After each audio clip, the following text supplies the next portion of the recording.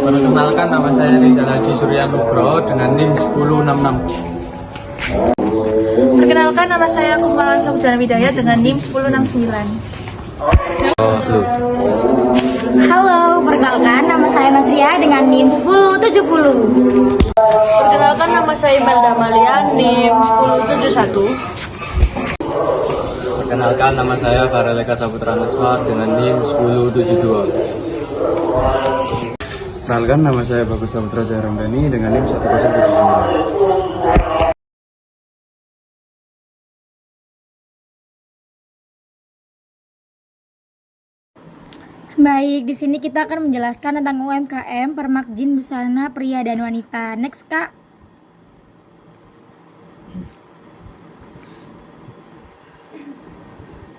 Biodata pemilik. Nama pemilik dari Permakjin Busana dan Wanita adalah Pak Muin.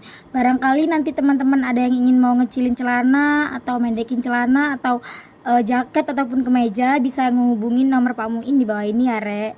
Next, Kak. Ada biodata usaha. Jadi alamat Permakjin Busana dan Wanita ini ada di Jalan Gebang Lor nomor 44. Jenis usahanya Permakjin. Pak Muin sendiri ini nggak punya karyawan, jadi dia bekerja sendiri.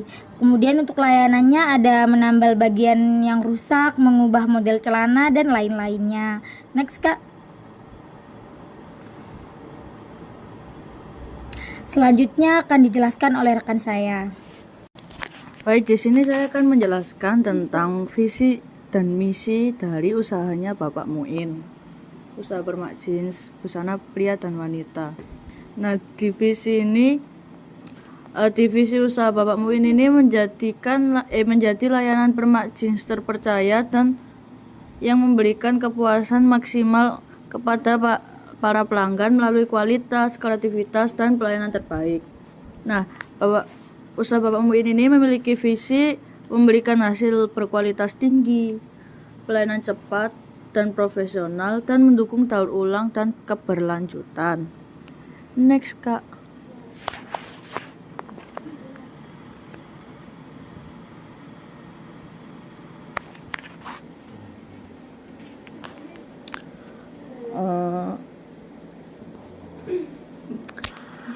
Keunggulan dari usaha Permakjin Bapak Muin ini yaitu kualitas jahitan yang rapi dan tahan lama. Nah, kalau kalian ingin memperbaiki celana kalian yang robek, bisa langsung ke Bapak Muin aja karena kualitas jahitan yang rapi dan tahan lama. Dan yang kedua, pelayanannya cepat dan efisien.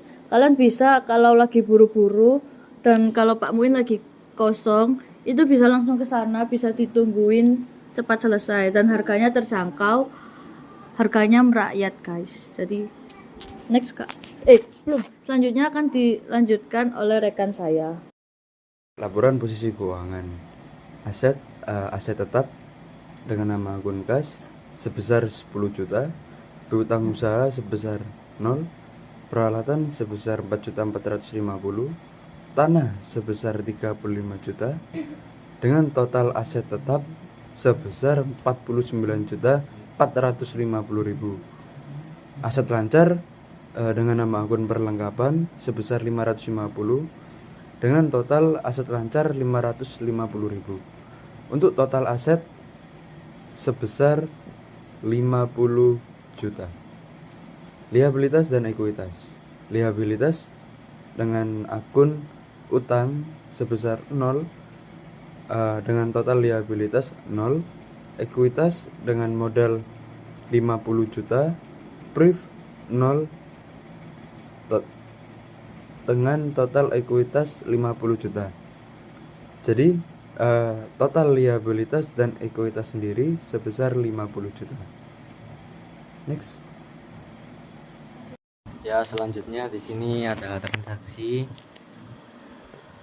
awal-awal Desember, tanggal 1 Desember Pak Muin menerima pendapatan tunai sebesar 400.000. 2 Desember menerima pendapatan tunai sebesar 300.000. 3 Desember menerima pendapatan tunai sebesar 280.000.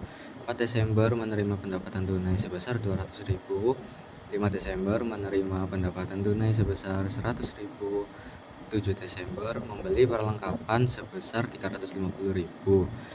8 Desember menerima pendapatan tunai sebesar 75.000. 9 Desember menerima pendapatan tunai sebesar 95.000.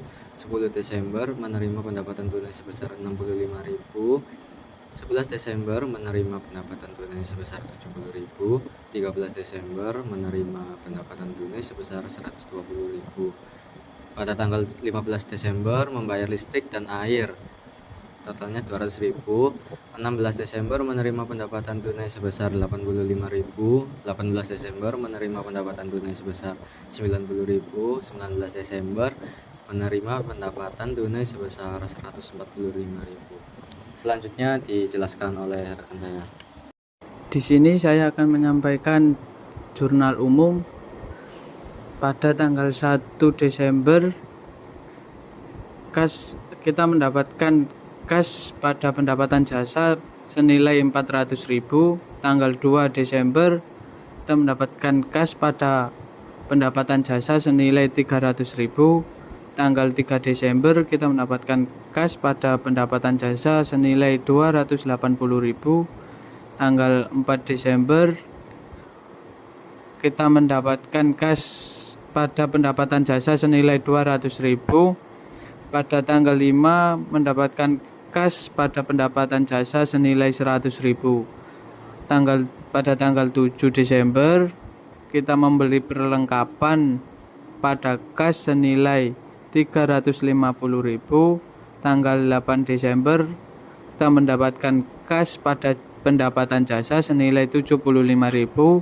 Tanggal 9 kita mendapatkan kas pada pendapatan jasa senilai 95.000.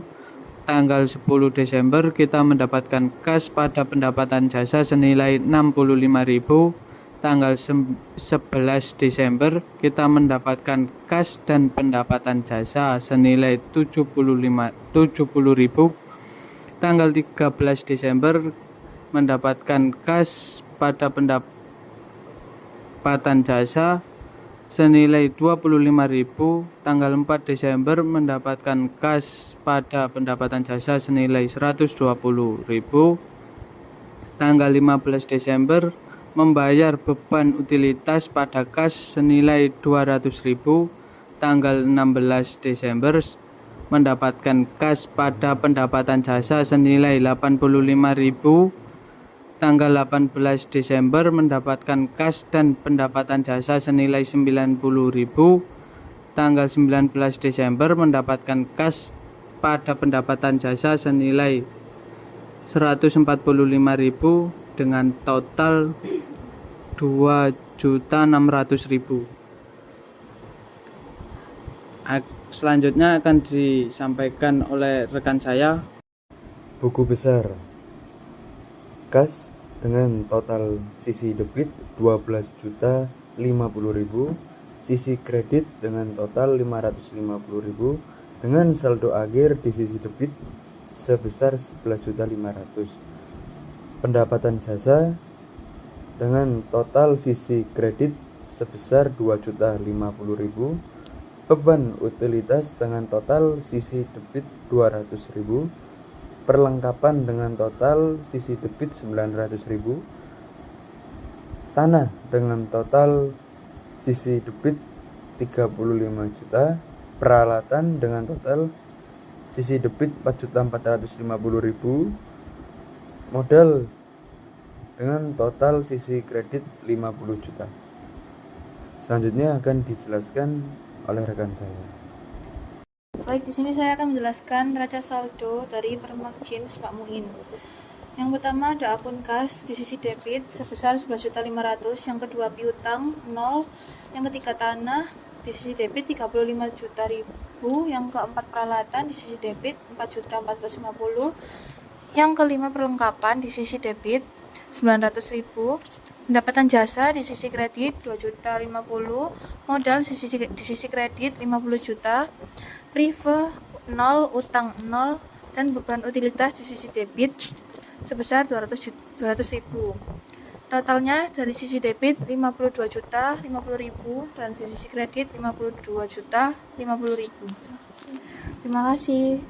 Sekian dari kelompok kami. Maaf jika ada salah kata. Wassalamualaikum warahmatullahi wabarakatuh.